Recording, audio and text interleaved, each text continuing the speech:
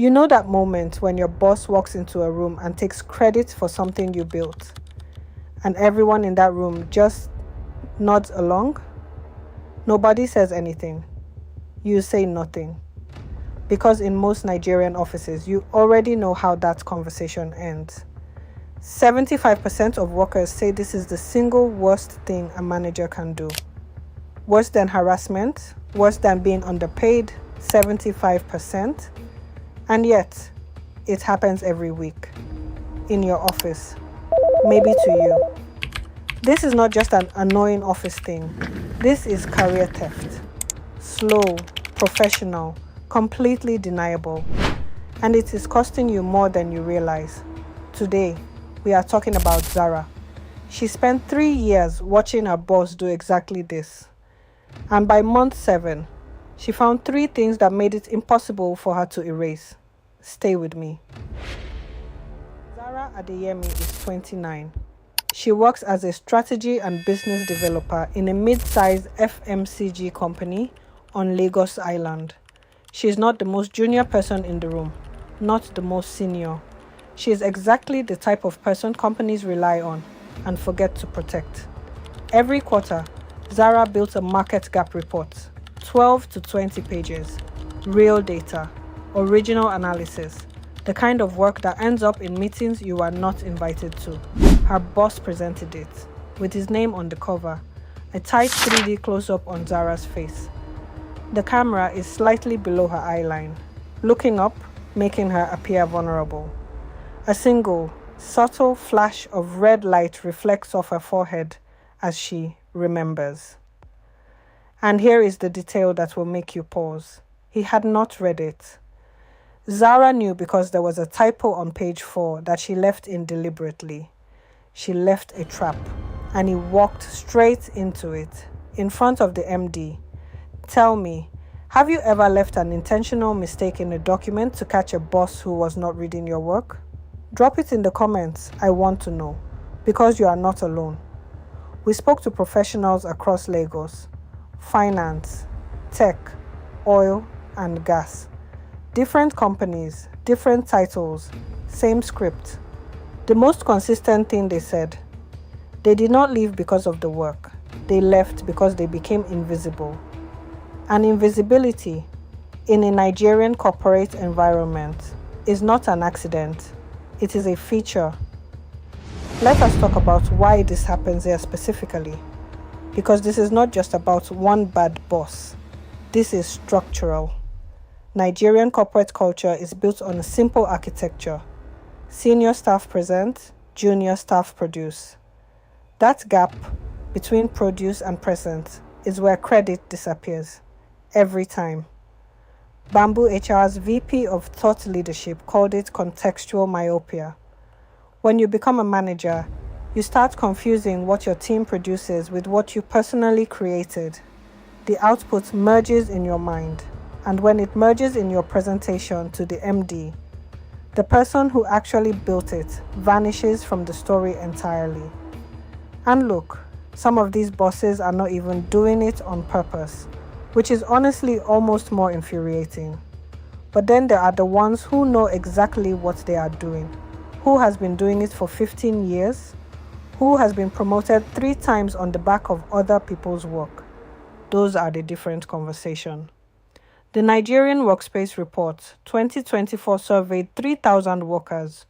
Only 1 in 3 believes their salary matches their actual contribution.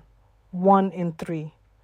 Which means 2/3 of the people doing the actual work are being compensated for less than what they produce. Which one are you? The 1 in 3 who feels fairly valued? Or the 2 in 3? Tell me your sector below. Finance, tech, oil and gas, FMCG, government. I want to see the pattern. What the data shows is not a coincidence. It is a system. A system that benefits from you being invisible, staying quiet, and never learning how to reclaim your place in your own story. Zara understood this, not from a LinkedIn post, not from a conference, from paying close attention to how power actually moves inside our organization. Now, before we get to what Zara did, I need to be precise about something. There is a difference between a manager presenting team output to leadership, which is completely normal, and a manager removing you from the story entirely. One is management, the other is erasure. Most people confuse the two, and that confusion is exactly what keeps the system running. Zara stopped confusing them. And when she stopped, she found 3 moves that changed the game. Not by confronting anyone, not by resigning dramatically, but by making herself structurally impossible to erase. And I need you to hear this. These are not confrontations, they are not rebellions. Because in a Nigerian corporate environment, a direct confrontation about credit almost always ends the same way. And it is not in your favor. 1. The audit trail.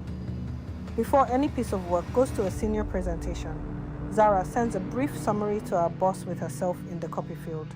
No drama. 1 sentence, dated, time-stamped, on record.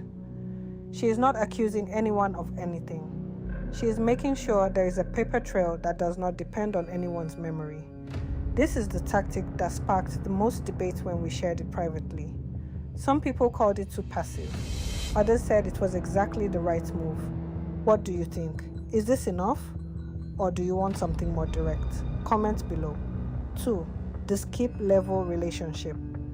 Zara built a professional relationship with her boss's manager. Not to complain, not to go over anyone's head, but simply to exist in their peripheral vision. To be a name they associate with quality output. This takes months. It is not a shortcut, but it is the single most powerful career move available inside a Nigerian corporate structure. 3. Your name on everything. Version control, file names, email footers. When a document is called market_gap_q 3_Zara_Adeyemi version 2. That name does not disappear quietly. It is in the file history, in the email chains, in the metadata. Small, consistent, permanent. And yes, I can hear someone saying, that will not work in my company. The boss will just rename the file. You are probably right, which is why Tactic 3 only works alongside Tactic 1. By month 7, something shifted for Zara. Her name had started appearing in conversations she was not part of.